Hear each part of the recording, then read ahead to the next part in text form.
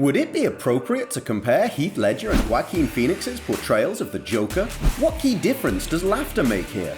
And can Todd Philips be blamed for inciting violence with his realistic and sadistic on-screen depictions? Here's what you need to know about the movie. It'll definitely make you think deeply about some serious issues after you've seen it. Listen up for even more spoiler-free details about the film. First and foremost, before we jump into Joaquin's brilliant acting and the striking setting, we have to talk about director Todd Philips. Considering his background, this choice came right out of left field. Philips is mostly known as the director of Starsky and Hutch, War Dogs, and all three of the Hangover movies. As much as people love those movies, no one was expecting him to direct a moody and heartbreaking film like Joker. Audiences had fewer doubts about the pedigree of Christopher Nolan back in 2008 when he was working on The Dark Knight, especially because of his previous work on The Prestige before he took on the Batman franchise. But you have to remember the doubts people had about Heath Ledger as the Joker before the release of that trailer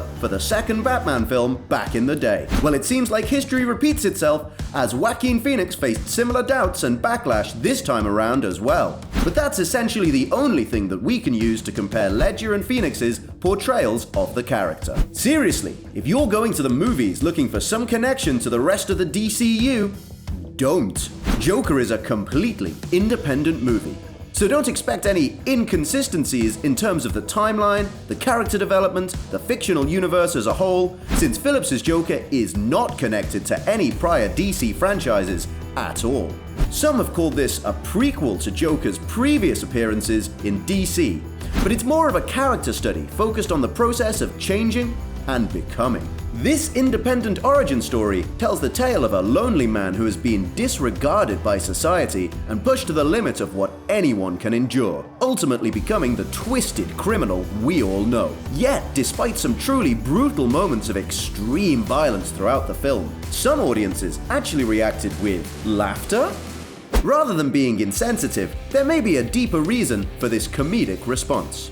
We're so used to superhero storytelling going from funny to serious and back again at the drop of a hat, much as you might see in any Marvel movie, so audiences are understandably unaccustomed to 1 hour and 40 minutes of mental burden and desperation. Laughter is also a natural response when faced with something intimidating or scary. It's actually a way to try and release tension, which is pretty appropriate for a film like this, right? It highlights how deep the movie is, making it truly outstanding when it comes to movies based on comic books. As Todd Philips himself said after the New York Film Festival, isn't that a good thing to take away the cartoon elements of violence that we've become so immune to?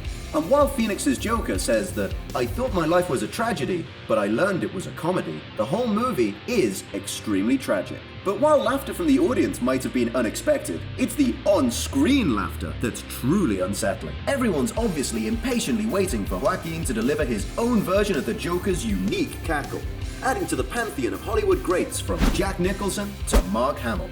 But the more you dive into the backstory behind the grin, the more painful that laughter gets. While Ledger's giggling was more that of a psychotic, evil mastermind, Joaquin's laughter is not yet that of a fully fledged crown prince of crime, but still belongs to the dismal Arthur Fleck. Rather than inspiring demented rage, it should leave audiences aware of the agonizing loneliness and sorrow the character experiences, still looking for a way to be normal in an abnormal world. And besides Joaquin's brilliant acting, you can be sure to expect some mesmerizing cinematography, from the camera work to the lighting. The whole color palette of the film has been masterfully designed to fit the Joker's mood, so it's not as one-note and dark as you might expect. In fact, the opposite is often true, with saturated color bright enough to build a harrowing contrast between the image of the world outside and Arthur's feelings on the inside. Be sure to pay special attention to the use of light and shadow, because that's what adds this special dramatic touch to the storytelling and setting of the film. And the ending to the film provides a touch of specific symbolism too. As promised though, this review is spoiler-free.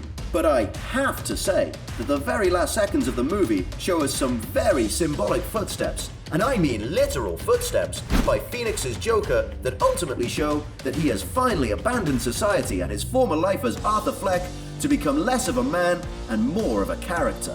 An archetype of deranged vengeance who has finally been heard, noticed, and acknowledged. In his latest interview with Jimmy Kimmel on October 2nd, Joaquin said, I think what's fun about this movie is it really keeps you guessing. Like, you don't know what to expect. And that's probably as precise as any description of the movie can get. Do you guys think that Joaquin may get a nod at the Oscars for his portrayal of the Joker next award season? Let us know what you think in the comments below. Thanks for watching, and as always, stay awesome.